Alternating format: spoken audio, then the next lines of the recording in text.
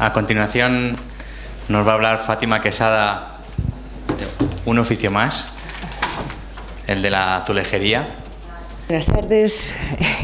Sentimos, lo primero que he querido presentar es esta bibliografía antigua que viene también un poco para apoyar lo que acaba de decir los compañeros Miguel y Carlos. Como veis, ahí se define el alarife, que es la terminología morisca, ¿no?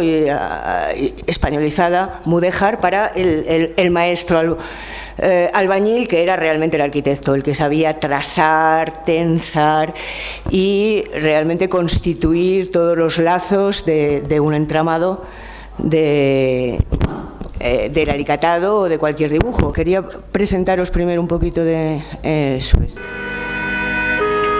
Fijemos nuestra atención en estos mosaicos. Quitarle a primera sonido. vista parece que sus motivos no tienen ninguna relación. Todos conocemos la Alhambra, conocemos el sistema de alicatados y lo primero, presentándome, pues era hablar.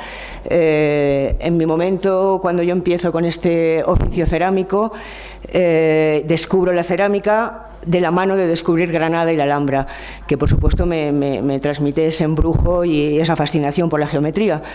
Entonces, como ceramista moderno, salida de las escuelas modernas de Madrid, creativos, en plena era de los 80, todos éramos muy creativos, pero yo me encuentro con que en el panorama actual no teníamos estudios de la geometría ni una cerámica de revestimientos que se pudiera igualar, no solo en su valor geométrico, en lo que transmite, sino en sus valores cromáticos.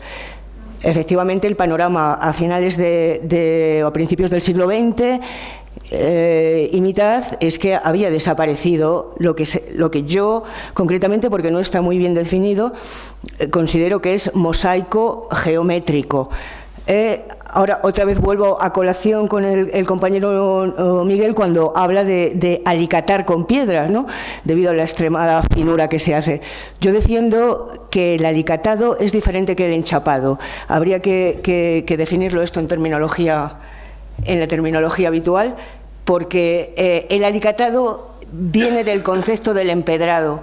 Un muro y una pieza nunca se nos va de la pared, como sí pasa con el enchapado, que es el ejemplo que él nos ha puesto con la piedra. Han enchapado con piedra. Y ese enchapado no forma parte de la obra del muro. Sin embargo, en la labor del mosaico sí, porque al ser el revestimiento cerámico más antiguo que existe, venía dado con la idea del empedrado, venía dado con una idea del mosaico romano, donde el revestimiento entra a formar parte del mismo muro. Es una sola pieza. Ya veremos a continuación cómo se define más. Como decía, habíamos encontrado a finales del XIX, con la moda de los románticos, el romanticismo, ya fábricas en Sevilla que hicieron su versión e intentaban transmitirnos esta idea pues tan arraigada en la decoración andaluza, y se empiezan a fabricar con métodos industriales prensas con losas de gran tamaño, donde va impreso por molde, por presión, una serie de dibujos geométricos que nos traían al recuerdo de nuestra decoración andaluza, pero que ya era la respuesta industrial del casi del siglo XX, ¿no? Junto a ello, todavía tuve oportunidad, por los años 80, de encontrar pequeñísimos alfares por la provincia de Málaga, de Granada, donde todavía se podían encontrar labores de pequeñas piezas cerámicas, ¿no? Pero ya casi era una labor de búsqueda y captura. Y junto a ello, el problema de que estas pequeñas fábricas intentaban competir con el siglo XX que se les había venido encima, y que querían industrializarse, transformar sus sistemas productivos en otros más rentables, y sin darse cuenta de que estaban perdiendo su valor. Con esto cito a Natacha Seseña en su Historia de las Artes Aplicadas e Industriales en España, editorial Cátedra del 82, la labor cerámica de Granada se remonta a tiempos musulmanes. Hoy estas características persisten, pero el peligro de adulteración aumenta. Los óxidos colorantes son industrializados y producen la misma tonalidad que en otros lugares. En cuanto a color, formas y motivos, técnicas más industrializadas están realizando modificaciones importantes en sus producciones. Aquí estamos viendo ya a un señor matemático, Antonio Pérez, que han hecho los descubrimientos como en todos los sistemas geométricos de la Alhambra están representadas todas las formaciones cristalinas de la naturaleza. Nos preguntamos cómo antiguamente en el siglo XII y en el siglo XIII sin material de medición podían haber llegado a esas conclusiones, ¿no? En concreto me han llamado para que yo cuente mi experiencia y os quería poner antecedentes. Como ceramista madrileña en Granada me pregunto por qué ahora no podemos disfrutar de estas bellezas que han tenido en la Edad Media, por qué la cerámica ahora y los colores que me encuentro en las tiendas no tienen nada que ver con esa belleza que vemos en Granada. Pues no solo era por un proceso artesanal, sino por las materias primas que en aquel momento eran minerales que procesaban los propios alfareros, mientras que ahora ya partimos de materias preelaboradas, limpias, que nos alejan de los matices, ¿no? Mi dificultad era conseguir hacer una versión de este arte cerámico sin caer en la vulgarización. Y el problema, y como reto fundamental, el planteamiento de esto podría ser una empresa del siglo XX, una empresa del siglo XXI, podemos ofrecer al siglo XXI estas bellezas de la antigüedad. Vamos a... El vídeo, estamos en ese todavía, bueno, déjamelo de fondo.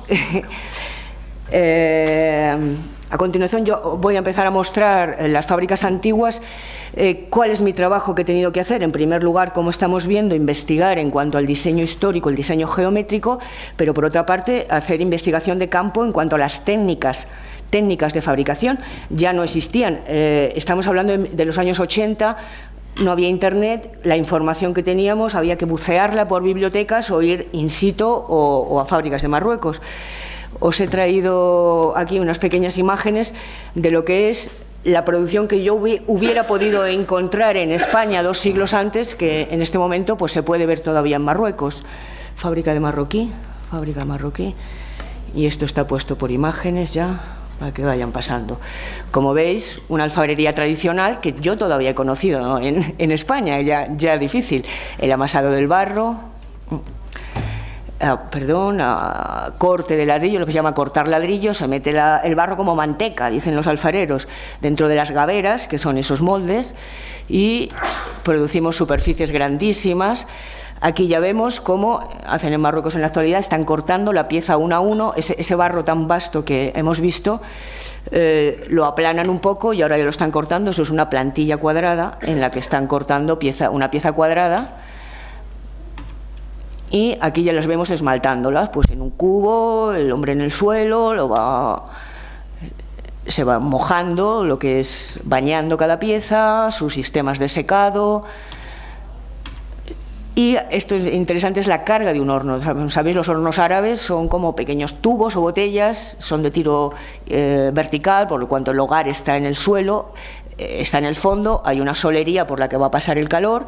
Él está colocando las piezas, que esas ya están vidriadas, ahí como la veis tan sucias, ya están pintadas de blanco, de colores diferentes, pero en la alfarería tradicional es así. Aquí vemos el fuego, como estos son todavía hornos de combustión, que este es un detalle importante para luego la calidad de los colores. Aquí vemos un sistema de almacenamiento del material. Y esto es muy interesante, es cómo cortan. Para mí el verdadero arte que no hemos conseguido traer a nuestra era, este es el sistema del corte de azulejo con una herramienta. Aquí están marcando con un puntero de acero sobre ya el ladrillo vidriado, y aquí veis con la herramienta que ellos llaman mancach, una especie de martillo muy pesado y afilado, con el que van cortando y consiguiendo estas maravillosas piezas, ¿no? Para mí esto es un arte de chapeau, pero en cuanto a proceso cerámico es realmente bastante más sencillo que lo que he tenido yo que hacer para simular esta práctica. Aquí está haciendo una simulación de un montaje y este es el verdadero montaje de los azulejos. Como sabéis, la Alhambra y todos los alicatados antiguos se han realizado de esta manera. Se montaba en placas, pero por el reverso. Él está colocando en una superficie plana y veis que en su cabeza tiene ya el dibujo y los colores, porque aquí apenas tiene guías para que luego la composición, o sea, los azulejos se asientan sobre su base vidriada de color en una superficie plana, se colocan, se encofra, ahora está echando un cemento, espolvorea cemento en polvo, a continuación se moja, se humedece un poco y ya consigue que fragüe, ya los ha conseguido que queden, aquí está consiguiendo que los azulejos ya se queden asentados para poder ahora paletear, palustrear, como dirían en Andalucía, con el propio cemento para conseguir una placa de azulejos. Así es como se han realizado las obras y los palacios en la antigüedad, a pie de obra. Montaban las placas de zócalo del suelo al techo con todos sus componentes, se levantaba y se pegaba a la pared. Claro, con esos yesos maravillosos que teníamos antiguamente y que ahora no son tan fáciles de conseguir. Entonces, a continuación ya quiero mostraros una idea de fábrica actual, unas pequeñas imágenes, la contraposición. Aquí tenemos ya las tolvas de llenado de las tierras que se recogen y transportan con maquinaria pesada, una línea de prensado, donde los azulejos cada vez más grandes pasan por 1000 líneas, ahora ya se lo están esmaltando, un túnel de esmaltado. Aquí pasa el túnel de esmaltado, luego tiene que pasar a que le limpie los bordes de la pieza, como sabéis, después de unos kilómetros de recorrido por estas fábricas donde jamás ha tocado la mano del hombre. Aquí tenemos sus almacenamientos, hornos continuos, en vez de la figura del hombre metido en un tubo llenando los azulejos, un horno donde pasan los azulejos y van cocidos uno a uno, pero atención porque estos hornos ya son oxidantes, ¿no? Como es un horno continuo, no está cerrado, la atmósfera de cocción es siempre rica en oxígeno, ¿eh? ¿Por qué los colores antiguos? Mi primer detalle y en mis primeras investigaciones de la mano de mis maestros de química es aprender cómo los óxidos cerámicos que utilizamos, los minerales que utilizamos para colorear la cerámica, que son óxidos, son susceptibles de modificarse con la atmósfera que tenemos dentro del horno cuando se está cociendo. Es decir, durante toda la historia de la humanidad, la cerámica se ha cocido con combustibles que creaban carbono dentro del horno, y ese carbono ávido de oxígeno, como sabéis, nos roba a nuestros óxidos metálicos el óxido, convirtiéndolo en metal puro. De ahí que, por ejemplo, los famosos rojos de cobre, rojos sangre de buey, que se han llamado en China, descubiertos en Europa ya en el siglo XVIII, significan nada más que una reducción profunda del óxido de cobre. Cuando, como sabéis, el mineral de cobre es verde y el metal es rojo. Entonces yo cojo un mineral verde y gracias a la mano del horno lo convierto en un metal rojo, por ejemplo. Entonces la raíz y punto de partida de mi técnica ha sido cocer siempre con hornos de combustión. Efectivamente, aquí podríamos empezar. Ahora yo he intentado hacer una vía del medio, no vamos a volver a la Edad Media, vamos a coger lo que podamos de la tecnología, pero vamos a intentar hacer una cerámica humana y otra vez bella, que es lo que yo ya no encuentro en las grandes firmas comerciales. No me interesan los colores de plástico, quiero colores minerales y quiero colores con vibración, como decía nuestro compañero. Quiero un conjunto que vibre, que cada pieza haya pasado por una aventura en su vida hasta llegar a tu pared, mostrando que cada una es diferente. Aquí estáis viendo, sí, esta es mi maquinaria pesada, evidentemente no voy a amasar el barro con los pies en el siglo XXI, nadie me lo pagaría, pero entonces pues una simple amasadora, que no hace falta ni que sea con bomba de vacío, que valga $1.000.000. Consigo unas planchas, lo que ellos hacían con las gaveras, yo ya consigo tener unos pequeños, páramelo, no me pongas siempre, y los vamos cortando uno a uno. Yo misma, pues ves, aquí hemos fabricado una pequeña doble espátula para conseguir hacer 2 cortes a la vez, o sea, evidentemente intentar aligerar el proceso para no darle más valor añadido del que necesita. Aquí vemos el corte de las piezas tipo almena, que llamamos, como es un corte manual, y atención también, no sé si se verá mucho, como veis el corte es biselado. No sé si nos ha dado tiempo a mirar en la fabricación marroquí, y esta es la principal diferencia con el enchapado.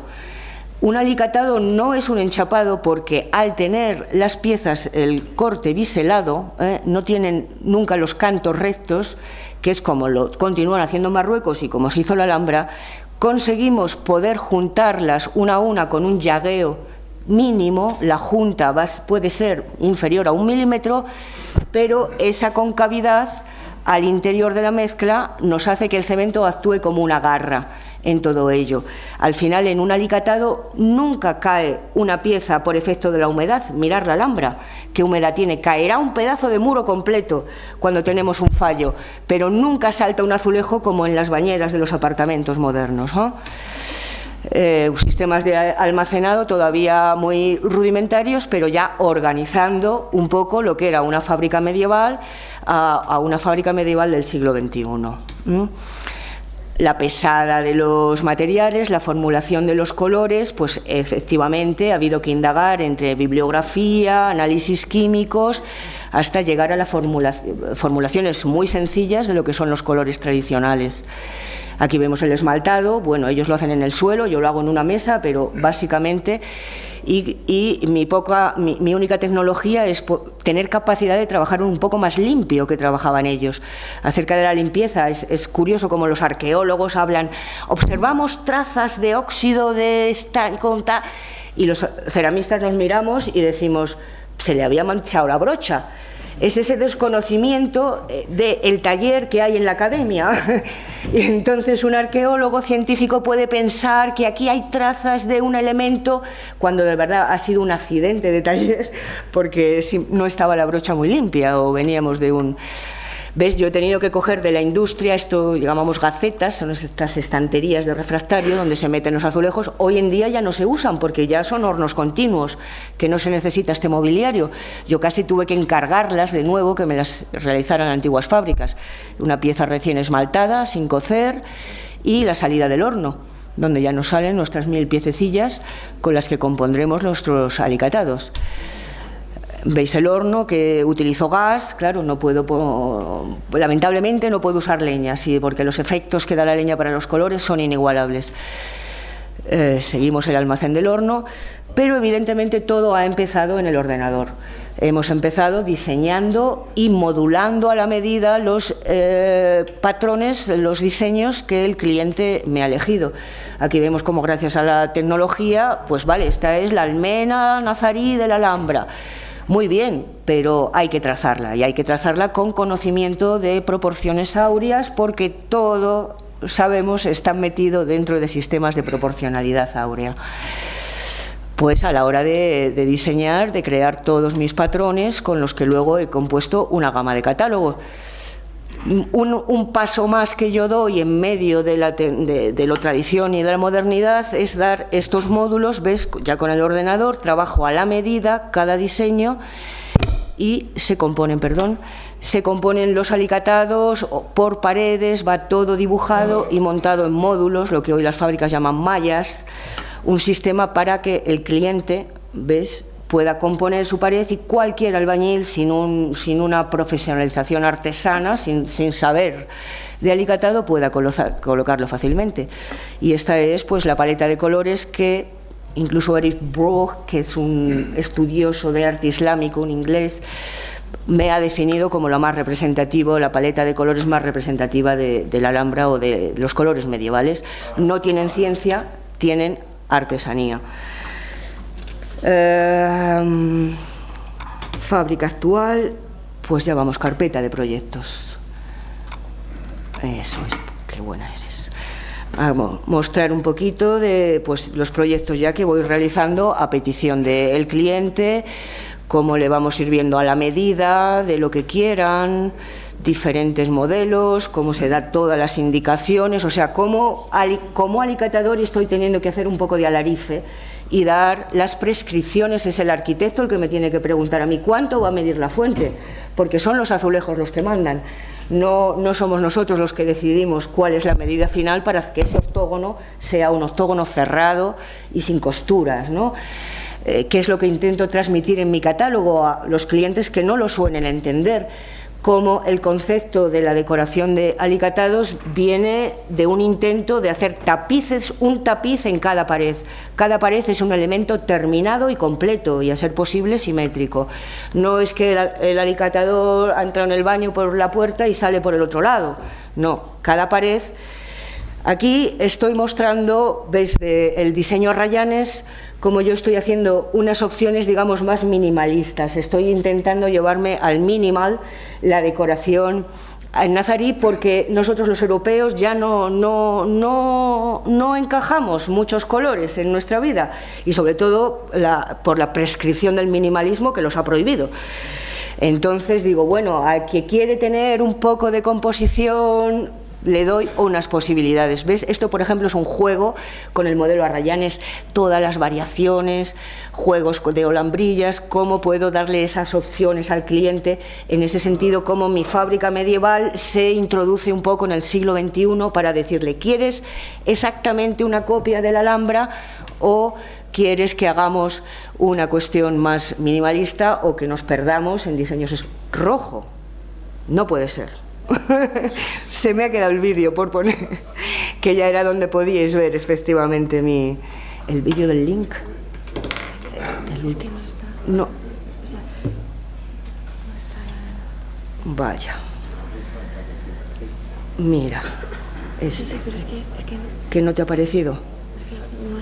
Bueno, pues entonces vamos a poner las fotos y más o menos mi panel de formas, que ya se ha quedado anticuado, hay muchísimas más piezas, y aquí para que veáis un poco cómo, vale, pues una labor artesana nos la podemos llevar a una decoración actual, semiactual, diseños extravagantes que alguien ha querido para, bueno, pero bueno, decoramos el hueco de su escalera para que le quede un poco bonito, pues, en fin, nos lo podemos llevar un poco a la psicodelia. Esto ya normalmente son los diseños de los decoradores, no me dejan diseñar. Esto sí es interesante, una rehabilitación del Sacromonte, y aquí sí se ha usado un diseño que ha aparecido bastante recientemente en la subida de unos baños árabes, donde hemos utilizado este diseño. Esto, pues elementos, detalles, perdonar los colores, la fotografía no corresponde con la realidad, las tonalidades estridentes que se han sacado en la foto, pero de alguna manera hacer esa combinación entre antiguo y moderno e intentar que el siglo XXI pueda también disfrutar de opciones más personales o un poco más minimalistas. Los baños de Málaga, aquí pues sí, hemos usado mucho color para calentar tanto mármol, los últimos baños árabes que han hecho en Málaga, pues, rehabilitaciones en Granada, con pequeños detalles que calientan un poco el mármol también, a veces la gente me lo pide. Esto es un chalet aquí en el centro de Madrid, esto es Palma, no Ibiza, una galería de arte. Y ejemplos de que los arquitectos vean que también en la obra pública se puede calentar y regalarle al pueblo la posibilidad de disfrutar de unos entornos humanos. Cuando el cliente me deja, pues he dejado volar la geometría. Esto es un arquitecto holandés, ha hecho una recreación de la Alhambra y intentando calentar un poco su patio holandés, ¿no? Pero ves, él ha elegido una cosa estática, simétrica, este último hotel en Málaga, una pequeña fuentecilla. Lamento que los decoradores a veces me piden que los azulejos combinen con la cortina, en verde con otras cuestiones. El Meliá de Sierra Nevada no podía por menos que tener un patio, un zócalo a Rayanes. Esto es aquí, la Rozas Village. Y, en fin, innumerables obras de amigos y maestros como Donald Gray, como Rafael, que también me dio oportunidad de trabajar con él, y que han llegado a ser mis maestros. Como veis, lo podemos llevar a ideas más funcionales o hacer... Os dejo ya, ¿no?